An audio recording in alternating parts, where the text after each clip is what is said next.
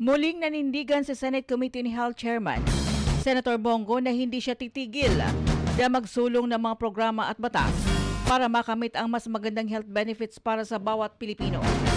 Sinabi ito ng senador sa pagtitipon ng mga barangay officials kamakailan kung saan guest of honor at speaker si Senator Go.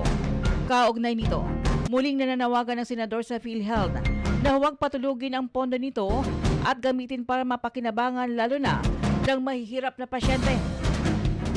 Dalawang mahistrado ng Korte Suprema ang mariing komisyon kung bakit bilyong-bilyong piso ang sobrang pondo ng PhilHealth gayong napakarami pa ring pasyente ang nangangailangan ng mas magandang benepisyo. Tugma ang mga komento ng dalawang Supreme Court Justices sa panawagan ni Senator Bongo sa PhilHealth noon pang isang taon.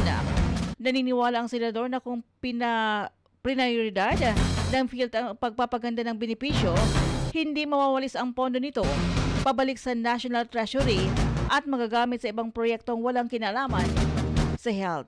Tama po yung mga justices sa Supreme Court. Sinabi nila, bakit kayo nagka-excess funds? Ba't hindi nyo ginastos para sa mga pasyente? Ilang buhay na kaya ang pwedeng masaklolohan nun? Ilang buhay po masasalbar nun kung ginamit nila yung pondo? Kaya babantayan ko po itong PhilHealth para sa Pilipino.